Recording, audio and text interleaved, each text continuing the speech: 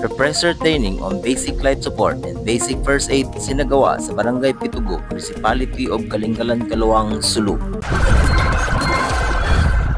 Ladies and gentlemen, ngayong araw, May 2, 2025, nagsanib pwersa ang mga personnel mula sa Panamaw Fire Station sa pangunguna ni OIC Municipal Fire Marshal SFO1 Jernamel N. Santusa at BF Pisulu Provincial Office under the administration of Acting Provincial Fire Marshal Senior Inspector Jason Tiahijun sa pag-facilitate ng nasabing aktibidad. Ang aktibidad na ito ay inorganisa ng MDRRM Officer ng Kalingalan, Kaluang, Sulu na si Ginoong Josel Ian Miranda para sa kanilang paghahanda sa darating na halalan ngayong May 12, 2025. Ang isinagawang refresher training on basic life support and basic first aid ay layuning mapanatili ang kahandaan at kasanayan ng mga MDRRM responders sa pagresponde sa mga emergency, particular sa pagbibigay ng tamang BLS at first aid. Ang aktibidad ay dinaluhan ng mahigit kumulang 60 responders nagmula pa sa iba't ibang barangay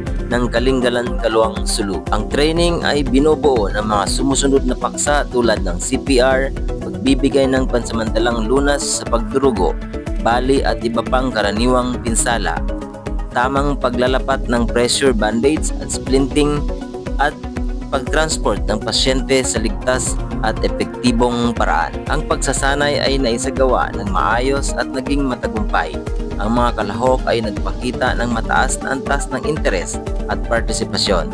Ayon sa kanilang feedback, naging kapaki-pakinabang ang refresher course lalo na sa practical na bahagi ng training. Inirekomenda na itutuloy ang ganitong uri ng pagsasanay kada taon upang mapanatili ang kahandaan at kumpiyansa ng mga responders sa pagharap sa mga emergency cases. Mula dito sa BF Pisulu, ito ang Bumbero Tausug, Serbisyong Makusug para sa Bangsa Sug.